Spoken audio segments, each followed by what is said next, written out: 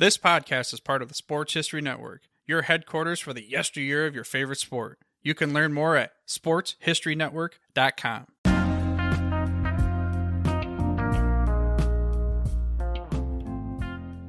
All right, everyone. Welcome back to the Football Odyssey. This is your host, Aron Harris. As you can tell from the episode title, today will be another installment of our football film review series. And today I will be discussing Paper Lion, the 1968 movie adapted from the iconic sports book of the same name written by author George Plimpton that chronicles his 1963 training camp experiences with the Detroit Lions as he strives to play in a preseason exhibition game to get an authentic first-hand look at football and how the professionals play it. George Plimpton pitched to the All-Stars, boxed with the champ, and had the gall to think he could play professional football. The Paper Lion is about to get creamed. Now, I recently wrote a book review on the website that you can access in the description. And for those of you not familiar with the book, George Plimpton, the author, wrote the book as he was gaining prominence in both the literary and the sports world for, number one, being one of the founding editors of the Paris Review, which is a magazine that is still in circulation that includes essays, feature stories, short fiction, long-form interviews with different kinds of writers from all backgrounds, so on and so forth. But also for his brand of creative nonfiction storytelling called participatory journalism, where he not only travels side by side with his subjects during their escapades, but also does as they do, getting a more authentic sense of the preparation, the process, and the challenges a professional endures that the average spectator can't appreciate. And much of his work has dealt mainly with capturing and replicating the experiences of athletes, which if anyone has seen George Plimpton, it would come as a shock because he's about 6'5" with a gawky frame. He looks a little more suited to chronicle the daily experiences of a U.S. diplomat or an economics professor, let alone high testosterone sportsmen with eccentric personalities. And it's also ironic because by George's own admission, sports never carried much importance inside his family.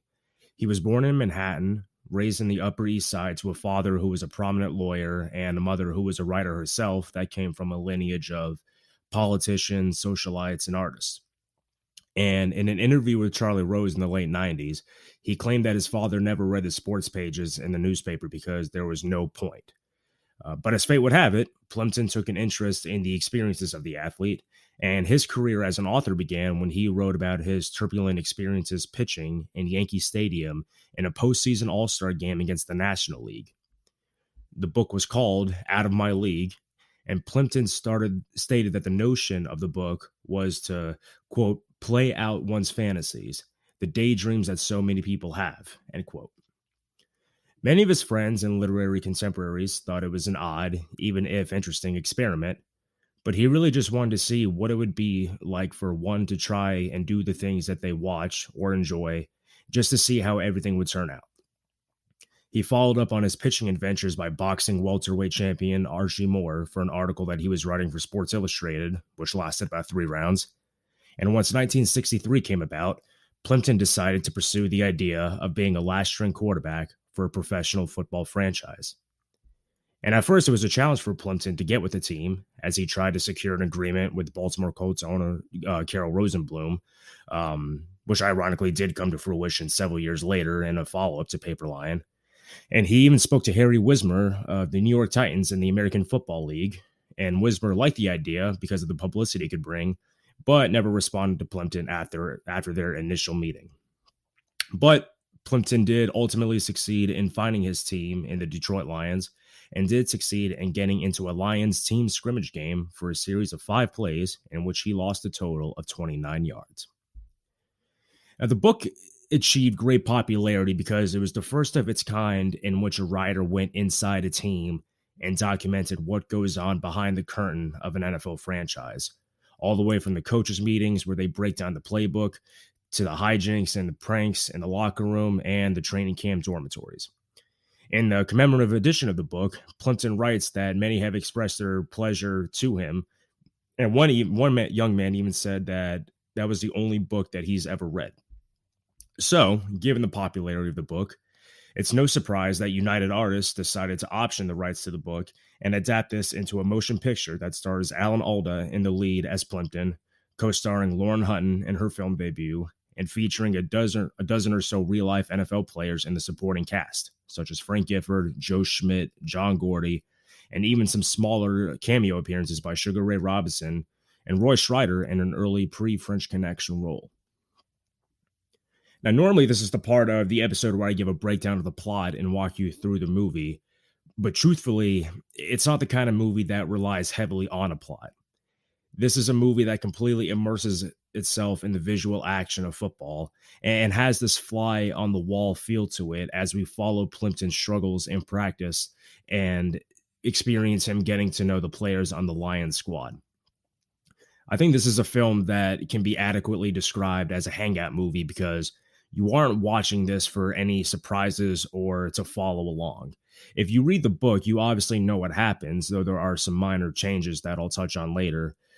And plus, this isn't the kind of football story that many expect when they watch a football film, either where the underdog rises to the occasion and makes the team, because everyone knows going into the movie that Plimpton isn't going to get a roster spot, nor is it a film focused on showing the underbelly of professional football.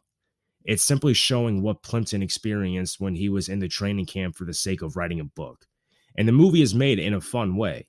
It has this observational kind of aesthetic to it, but also intersperses some quick cutaway flashbacks and has some experimental editing that gives the movie a late 60s flair that films were trying to emulate from television at the time. And it's kind of the movie you can just throw on and glance over every now and then to see either some good football action or just to get a good glimpse of some 1960s pop culture. So in that sense, there isn't much of a plot here worth getting into, aside from the fact that Plimpton does have the opportunity to play in an intra-squad scrimmage game, and unlike real life, gets to play in an actual preseason exhibition game in the final act. Now, if you had the chance to read my book review of Paper Lion, the book stands out for a lot of readers because it not only took fans inside the inner workings of an NFL team, but also took them inside the game, as Plimpton spends a lot of time talking with players about the finer points of their position and how it relates to the overall team strategy. Many of the subsequent books done in a similar style, like Dr. Z's The Last Season of Weeb Eubank, Roy Blunt Jr.'s 3 Bricks Shy of a Load, or Jay Atkins' The Forgettables, those are much more focused on the personalities of the team, and since they follow a team throughout the course of a full season, there's a lot more drama to be had and more events for them to capture. Plimpton was only with the Lions for about 3 or 4 weeks, and he was actually participating as if he was one of the players, so he can't have a completely objective experience because he has to write about the ins and outs of the trade. With that said, many football fans may enjoy reading the strategy aspect of the book because there's a lot of depth that you can go into.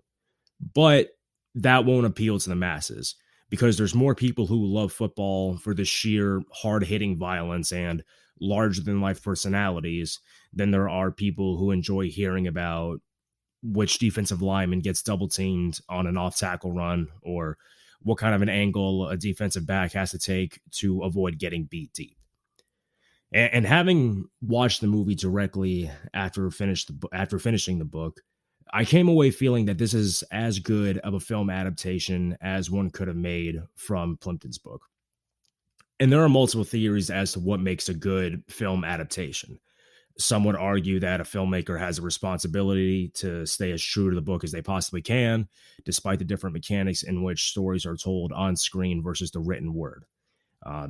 Some people would say that a story in a book is merely an outline for a film, and because the two mediums each have drastically different methods and limitations to tell a story, that they each should be judged independently. Books are much more suitable for interior monologues and omnipotent narration, whereas films, more often than not, don't have narrators to tell the story or to explain every last detail of a character's thoughts or motivations. So with a few notable exceptions, most films rely on external action and dialogue to tell the story, whereas books use narration. And if you ever read a book like, say, Less Than Zero by Bret Easton Ellis and then watch the 80s film adaptation with Robert Downey Jr., you'll see exactly what I mean in terms of how the same story is told in two different mediums. But sports movies are a great choice for adaptations because you have an external event that usually serves as the main plot point, and the sport itself makes for great visuals. And the screenplay for Paper Lion was written by Lawrence Roman, whose major success in Hollywood at the time came from adapting the Ira Levin crime novel A Kiss Before Dying, that was made into a 1956 film noir with Robert Wagner and Virginia Leigh. And in this movie, he was able to capture the moments of the book that were full of character and that people wanted to really see. You know, he includes the locker room pranks that the Lions players played on Plimpton, or the raunchy talent show that the veterans made the rookies in Plimpton perform, or the hazing sequences in the beginning before diving into the practices and the training drills on the field. And this is the kind of information that people want to see play out if they only have 2 hours or less of screen time, just to see what happens inside an NFL team. And he even reorganized some events in the book to make it less repetitive or to set the tone, like Alex Karras' joke in the beginning of the film. It's Alex Karras over there. Hey, Al, tell us about Hitler. I hear you two are quite a pair. That was a front. I'll tell you something. You really want to know about Hitler? He was abroad. You what? He was abroad. No kidding. No, I'm not kidding. You know who he really was? It's my mother-in-law from Clinton. Beautiful. This was actually mentioned later in the book and was actually told to Plimpton by another Lions player because Karras was actually suspended that season due to his gambling confession. But it's a good example of how screenwriting can maintain certain events, dialogue interactions, or themes of a book, but maintain them in a composite way for the sake of a film's runtime.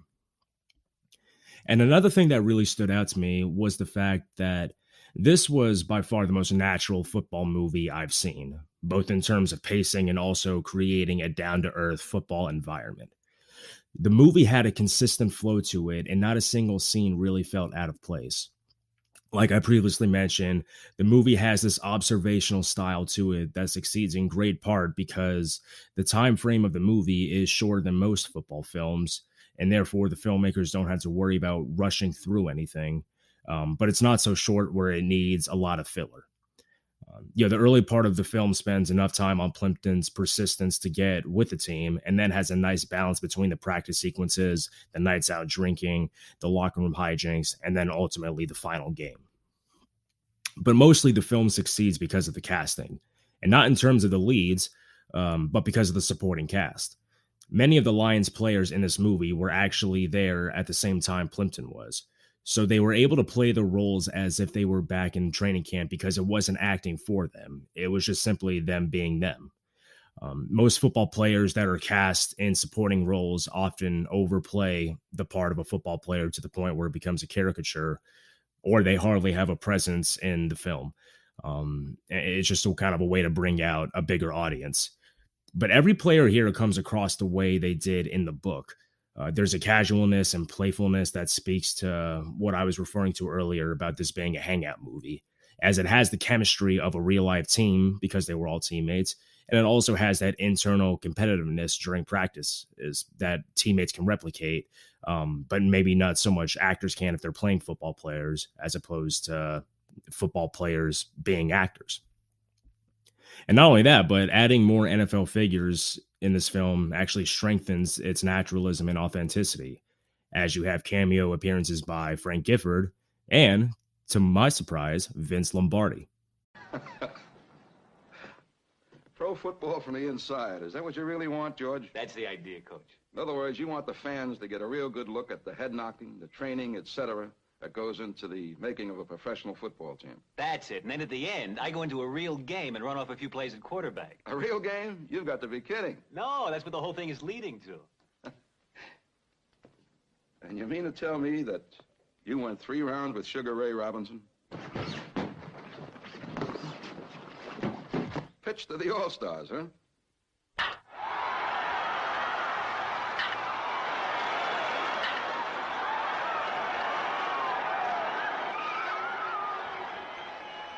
Well, Well, I will say it's an interesting idea, a real interesting idea. But you know, George, we carry 4 quarterbacks now. And to ask us to carry 5, I think that would be a real headache. I just don't think it will work. Have you tried the AFL? As you can imagine, United Artists got a lot of support from the NFL, which goes a long way in terms of getting guys like Lombardi or Gifford.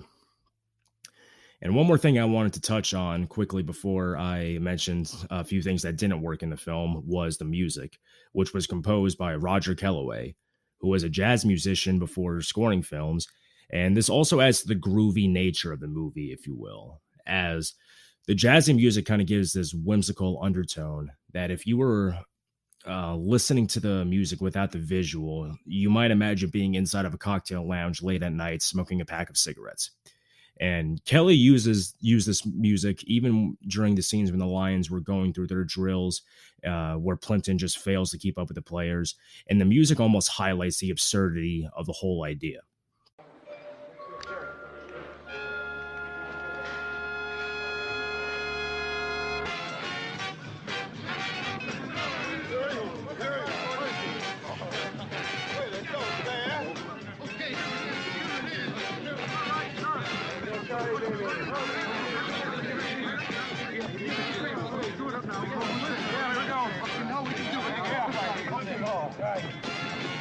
All right, let's start over with a good workout. All right, let's go. Side straddle hop. Begin. 1, 2, 3, 4, 5, 6, 7, 8, 9, 10, 11, 12, 13, 14. On your backs now. Stretch those legs out. All right, now we're going to make men out of you guys. Stretch it back. Stretch it back. Down. Left leg up. Stretch him way back. Down. Right leg up. Right leg up and stretch him back. Down. Left leg up. Down. All right, on your stomach.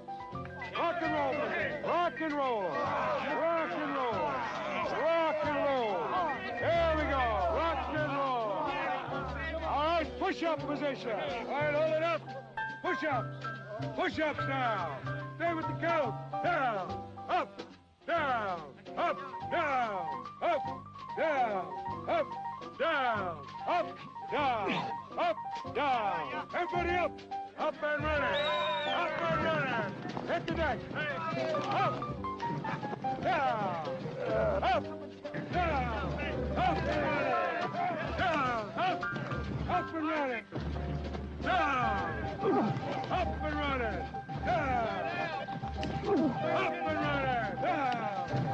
Up and running! Down! There we go.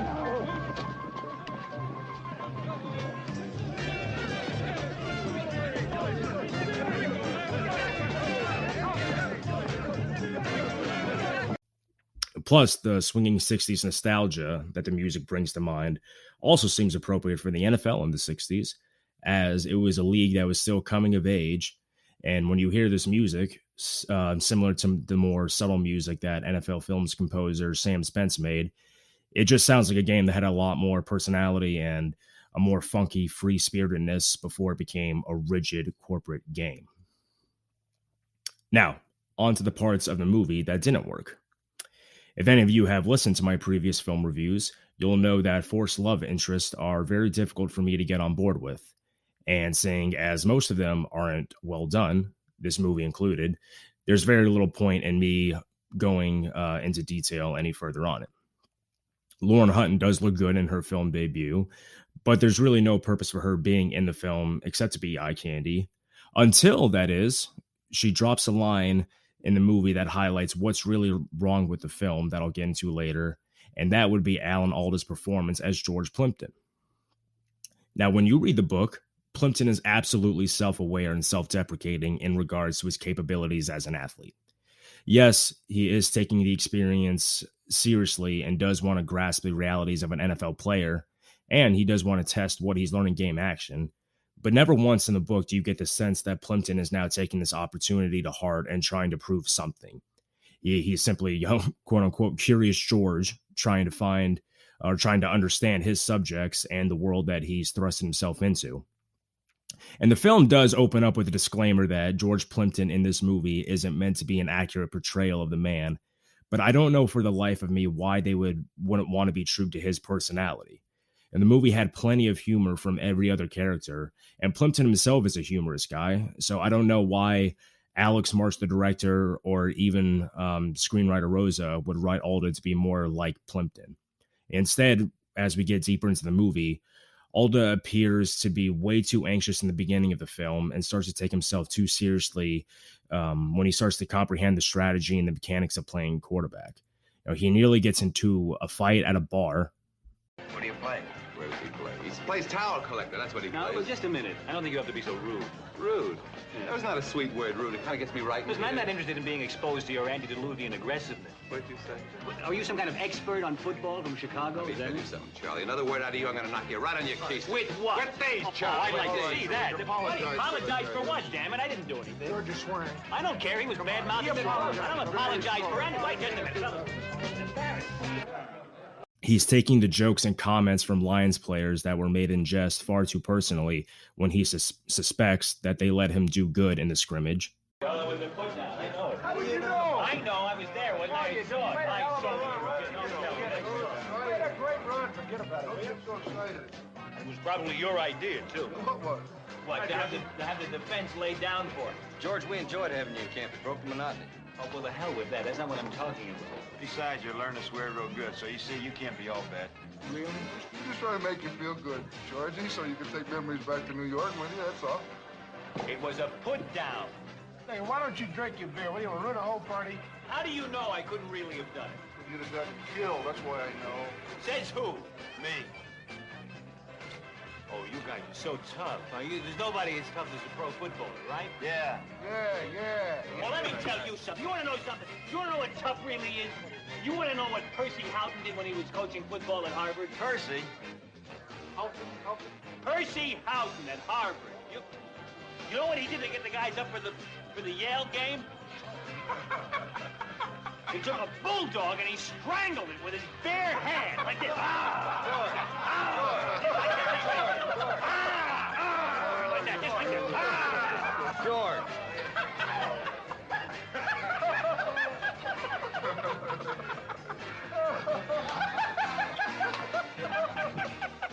All right. All right, let's see you chug on. Let's see you chug on. Let's have a chug on. Get it, George. All the way.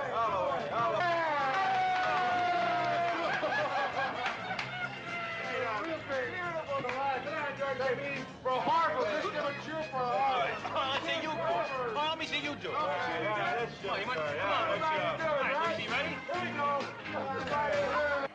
And at the end of the film, when he's on the sideline waiting to be put in, it's like he feels let down, not for his journalism project, but because he can't go out there and show how far he's come. And in the scene right before they arrive at the hotel, Lauren Hutton is sitting with Alda in his car, and she has a line that really sums up this character flaw, and really the flaw of the entire movie, that almost makes me glad that her character was created just to articulate this line. Look, you haven't been out drinking with the St. Louis Cardinals. They're no big buddies of yours or anything. I know, that's the whole idea. George, they don't know you George Plimpton super rider. They think you George Plimpton super rookie. Good, that's better. You really think you can do it, don't you? Do what? Be the high school football hero. Oh, I do. You do so. I don't. That's silly. I don't think so. I think you better come back to New York with me and see a shrink. A shrink? Don't be ridiculous. You do so. You really think you could do it? Well, I have been in training, you know. George! Look, you better get out. This is liable to cost me a $50 fine if you stay here any longer. Better than you should get killed. Now, obviously, Alan is an accomplished actor, to say the least, and I'm not sure if this was his interpretation of Plimpton's experiences, or if it was a decision from director Alex March or United Artists, or maybe that's just how Lawrence Rosen wrote the character in the script to add more drama to the film. But it was an unfortunate misstep, because that was really the only drawback for me as I was watching the film. And some film critics would also agree with me, others would disagree. Clifford Terry thought Alda overplayed the role of Plimpton at times, but he had the silly smirk and the nervous geniality to play the role. While Roger Ebert, also thought he actually thought Alan Alda did good in the role. Ebert also thought the players looked stiff, which makes me wonder if we were watching the same film or if he's even been in a locker room or ever been surrounded by an NFL players. But nonetheless, I suggest you check this movie out for yourself, and you can watch it free on YouTube. If you are a football fan, then this is right up your alley, as there is plenty of NFL action, including essentially the last third of the movie, which is essentially just a half-hour football sequence shot by Steve Sabol between the Lions and the St. Louis Cardinals, with some great shots of the field and the action. Even if you don't like football that much, it's a fun movie just to watch for the 60s pop culture to put you in the jazzy mood. And that, ladies and gentlemen, are my thoughts on the movie Paper Lion. Don't forget to read my book review of Paper Lion if you haven't already. That can be accessed in the film description. And let me know what you all think on Twitter and Instagram. Also, feel free to subscribe and share and rate the podcast. As always, thank you for listening, and take care until next time.